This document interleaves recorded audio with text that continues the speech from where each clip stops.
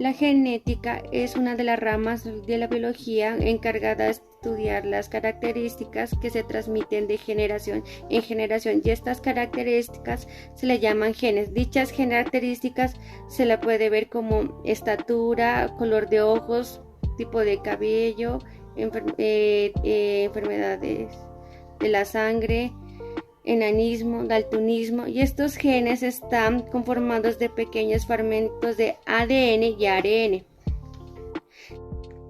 Las implicaciones éticas del conocimiento genético y su relación con la dignidad humana son temas fundamentales para la bioética. Algunas de las implicaciones éticas importantes incluyen la privacidad genética, discriminación genética, manipulación genética, consentimiento informado y justicia distributiva. Vamos a hablar primero sobre la privacidad genética. La información genética de una persona es única y puede revelar información personal y familiar sensible. Por lo tanto, existe la preocupación de que esta información puede ser mal utilizada o mal interpretada, lo que plantea desafíos éticos en términos de privacidad y confidencialidad. También tenemos la discriminación genética, que existe el riesgo de que la información genética se utilice de manera discriminatoria en áreas como el empleo, los seguros, la educación, entre otros. Esta puede afectar la dignidad y la autonomía de las personas. También tenemos la manipulación genética. Los avances en la tecnología genética plantean la posibilidad de modificar genes humanos para prevenir enfermedades o mejorar características físicas o cognitivas. Sobre los genes y los cromosomas.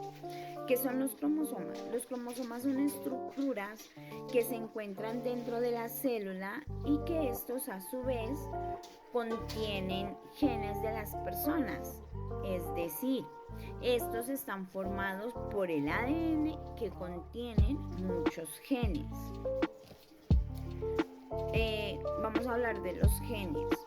Los genes están en los cromosomas, en el núcleo de la célula. Es decir, en un cromosoma se encuentran miles y miles de genes. Los genes de los organismos procarióticos es menor que los genes de los organismos eucarióticos. ¿Cuáles son las características de esto? El primero y más importante es que estos producen proteína. Segundo, es que estos van de generación en generación. Estos genes están constituidos por un ADN. Los genes se localizan en las partículas de los cromosomas denominados locos. Una conclusión de esto sería por la forma del color de nuestros ojos, por la estatura. Por ejemplo, si mi papá es negrito, entonces yo voy a tener un parecido a él. Si mi mamá es, en este caso vamos a hablar sobre las herencias mendelianas. ¿Qué son las herencias mendelianas? Estas son el estudio de herencias biológicas, es decir, es la transmisión de carácter formológico y fisiológico que pasa de un ser vivo a un descendiente. ¿Listo? Es decir, de un padre pasa a los hijos, de una madre le pasa a sus hijos unos rasgos que los identifica, ya sea su color de piel, el cabello. Los alelos, que son cada una de las formas alternativas de un gen, que se adquieren uno de cada uno de los progenitores. Estos se modifican en forma concreta de acuerdo a su función. Ocupan el mismo lugar de los cromosomas homólogos y su espacio determinante de las características del mismo rango de organización, como el color de ojos, el color de cabello, estatura, enfermedades, entre otras. Se debe tener en cuenta que el alelo es una secuencia del ADN de un gen asociados por una función y que se observa en la población con la frecuencia más alta. Está relacionado en herencia genética, que se transmite mediante la información existente en el núcleo de la célula, de características anatómicas, fisiológicas o de otro tipo de un ser vivo, a sus descendientes. Genotipo de un ser vivo contiene la información de los genes, con todas las características que define a cada individuo y que se transmiten de generación en generación a través de la herencia. En cuanto a la dominación dentro de la biología, podemos decir que los alelos de un mismo gen teniendo las mismas capacidades de expresarse, dominantes, indica siempre que se va a expresar a su vez. La recesividad, que solamente se expresa si no cuenta un gen. Esto sucede por cada gen que expresa el organismo, que el alelo heredado a la madre y otro al padre, constante a su progenitor. Y bueno, el fenotipo es el término que se utiliza para definir diferentes características de un grupo en específico o una subespecie. Normalmente se lo confunde con el genotipo, pero no tiene nada que ver. La dominancia completa será cunado un alelo domina a otro, expresado sus características completamente.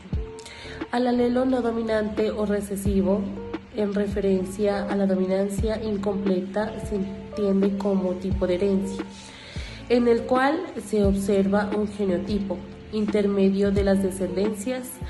En ese caso no se presentan una muestra clara de un gen dominante o recesivo, porque los dos genes actúan de forma igualitaria. Si hablamos de humanos, se dice que la raza indígena es dominante ante la raza considerada blanca. Cuando hay unión en esos estereotipos, domina genotipo indígena, con sus rasgos claros y reconocibles, color de cabello, ojos, cara, tamaño y fuerzas.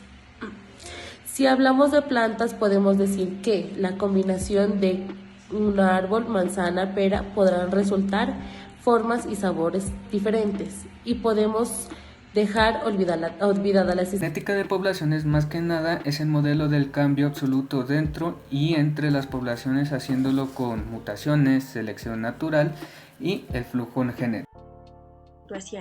Las mutuaciones son cambios de secuencias del ADN que puedan afectar la estructura y función de un gen.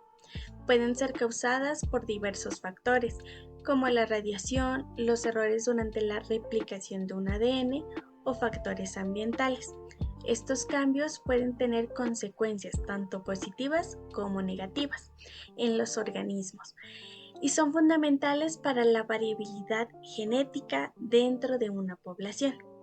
En el marco de la neurodiversidad es importante reconocer la importancia de respetar y valorar a la diversidad en las capacidades cognitivas y neurodiversas de las personas. Esto implica promover un ambiente inclusivo, respetuoso y equitativo para todas las personas, independientemente de sus diferencias genéticas o neurodiversas. Buenas tardes, docente David Buitrago. Mi nombre es Andrea Caterina Chamorro. Voy a hablar acerca de las conclusiones sobre la genética y su relación con la dignidad humana. Tiene como origen fundamental garantizar que la información se utilice de una manera ética, respetando la autonomía y igualdad. La conclusión sobre el conocimiento conceptual de la genética es donde nos permite entender cómo los factores genéticos que nos influyen como fenotipos y enfermedades se puede aplicar conocimientos médicos para mejorar una calidad de vida. mi conclusión sobre las mutaciones. Es donde se puede comprender la genética y la biología evolutiva para desarrollar tratamientos médicos y estrategias. Muchas gracias por su atención.